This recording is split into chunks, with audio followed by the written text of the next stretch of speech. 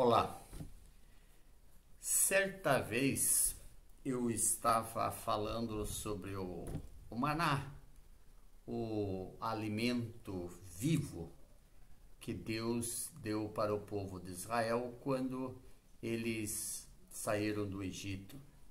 Imagina uma grande multidão, em torno de 2 milhões e meio de pessoas, mais gado, miúdo e graúdo, e tinham que atravessar o deserto até chegar à terra prometida. Como plantar no deserto, como colher no deserto, né? Então, somente com muita tecnologia. A pessoa perguntou assim, se eu acreditava então no milagre do maná. Eu disse, não, eu não acredito em milagres. Eu acredito em conhecimento, em sabedoria. Da mesma forma que vocês, cientistas, acreditam no ovo cósmico, lá na teoria do Big Bang do padre Lemaitre, que um ovo explodiu lá e dali surgiu o universo e tudo que nós conhecemos à nossa volta, e sem entrar muito em detalhes, né? Ou na casca de nozes do físico Hawking, né? Ou na relatividade de Albert Einstein. Essas três teorias demandam de muita fé. A ciência é uma religião. A ciência sem comprovação é uma religião. Eu prefiro então acreditar num ser que tem uma vida eterna, que tem conhecimento, que é inteligente, poderoso e com tecnologia muito além da nossa imaginação. Construiu a terra, todo o sistema. Então, para ele fazer um alimento sintético, com todos os nutrientes que o ser humano necessita, não é nada difícil. Mas o fato é o seguinte, é um ensinamento para o povo. Quando ele saiu do Egito, Deus continua ensinando o povo. Então, ele deu o maná, né? Que todo dia o povo poderia colher, fazer bolos ou assados, cozidos, do jeito que quisesse, e ele ia sempre ter o gosto e o sabor das coisas que aquela pessoa gosta. Então não é qualquer alimento, né?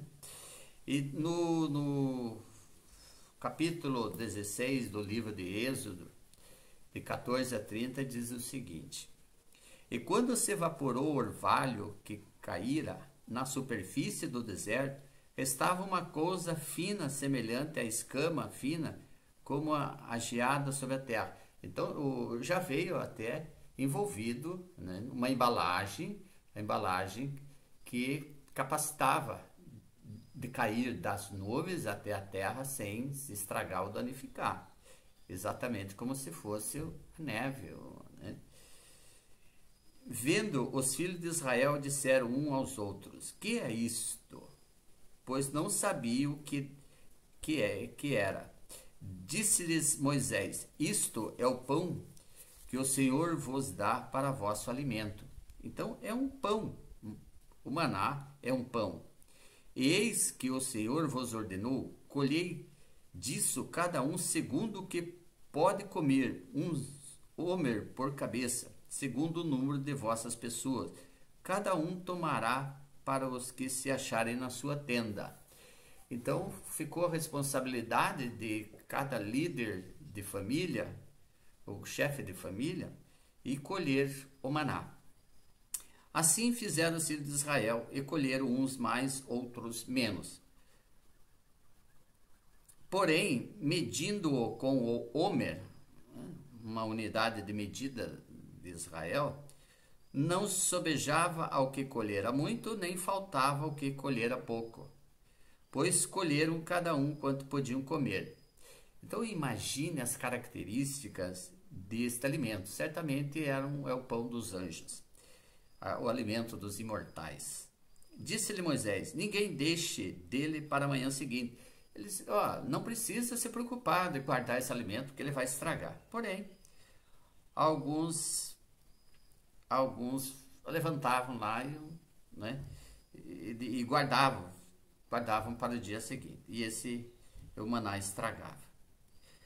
Ao sexto dia, colheram o pão em dobro, porque Deus falou para eles, colhe o maná de domingo até sexta-feira. Mas no sábado não vai ter maná.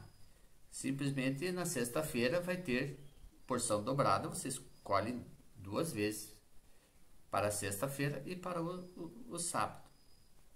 Mas muitos levantaram, acordaram cedo no sábado e foram lá ver se tinha o maná, né? Então Deus estava testando a obediência daquele povo, começou a ensinar eles que era importante, primeira coisa, obedecer, aprender a guardar o sábado. O Senhor escolheu um dia da semana, podia ser segunda, terça, quarta, quinta, sexta, mas ele escolheu o 7º dia, que fecha a semana, como um dia especial. E o povo, para que eu visse, o povo obedecia. Esse era o começo, né?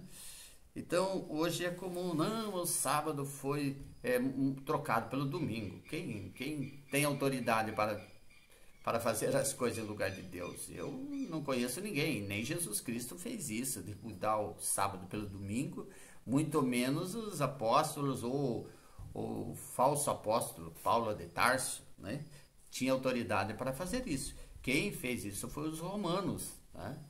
Na época do imperador Constantino. Esse fez essa mudança, né? E hoje o povo segue Constantino. Todo povo que segue o domingo, guarda o domingo, no lugar das leis de Deus, ele está guardando, obedecendo Constantino Roma. Respondeu-lhe isto: Senhor, amanhã é repouso, o sábado santo do Senhor. O que quiserdes cozer no forno, cozei, e o que quiserdes cozer em água, cozei-o. E tudo o que sobrar, separai, guardando para amanhã seguinte. Isto na sexta-feira. E guardaram-no até pela manhã seguinte, como Moisés ordenara, e não cheirou mal, nem deu bicho. Os outros maná que eles colhiam nos dias da semana, se deixassem para outro dia, estragava. Mas este da sexta-feira, que eles deviam de colher em dobro, esse permanecia perfeito para o dia seguinte. Então, 2 tipos de produtos. Então disse Moisés: comei hoje, porquanto o sábado é do Senhor. Hoje não o achareis no campo. 6 dias o colhereis, mas o 7º dia é o sábado, nele não haverá. Ao 7º dia saíram alguns do povo para colher, porém não acharam. Então veja a estupidez do povo, né? Mas naquela época dava até para entender, eles estavam, né, sendo treinados, eles ainda estavam sendo ensinados, então é natural que uns fizessem isso. Então disse o Senhor a Moisés: até quando recusareis guardar os meus mandamentos e as minhas leis? Considerai que o Senhor vos deu o sábado, por isso ele no 6º dia vos dá pão para 2 dias. Cada um fique onde está, ninguém saia do seu lugar no 7º dia. Hoje a pobreza do mundo, principalmente do Brasil, em algumas regiões, e o povo não sabe porque é pobre, não tem alimento, não tem nada, porque o pessoal não guarda o sábado, nunca respeitou o sábado. É mínimo o número de pessoas aqui no Brasil que guardam o sábado e respeitam o sábado. Então, nós não podemos nos queixar da situação do país, de muitos casos, de muitos governos, porque a culpa é nossa. A culpa é nossa, nós não guardamos os mandamentos de Deus, nós não obedecemos a Deus. Veja só, vamos ler um capítulo do livro de Deuteronômio, capítulo 8, e veja se não é exatamente o Brasil que está descrito aqui e que nós estamos passando necessidade porque não guardamos o sábado. Porque o Senhor teu Deus te fez entrar numa boa terra, terra de ribeiros de águas, muitas fontes de mananciais profundos que saem do vales e das montanhas, terra de trigo e cevada, de vides, figueiras, romeiras, terra de oliveiras, de azeite e de mel, terra em que comerás o pão sem escassez, e nada te faltará nela, terra cujas pedras são ferro, e de cujos montes cavarás o cobre. Comereis e te fartarás e louvarás ao Senhor teu Deus pela boa terra que te deu. Guarda-te, não te esqueças do Senhor teu Deus, não cumprindo os seus mandamentos, os seus juízos, os seus estatutos que hoje te ordeno. Para não suceder que, depois de teres comido e estiveres farto, depois de haveres edificado boas casas e morando nelas, depois de se multiplicarem os teus gados e os teus rebanhos, e ser abundante tudo quanto tens, se eleva o teu coração e te esqueça do Senhor teu Deus, que te tirou da terra do Egito, da casa da servidão.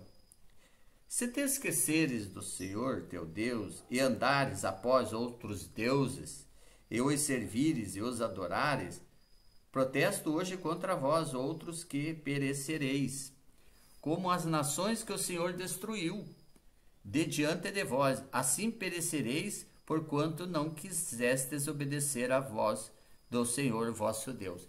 Então, no Brasil, infelizmente, os cristãos brasileiros, na sua maioria, são idólatras. Sim, são idólatras.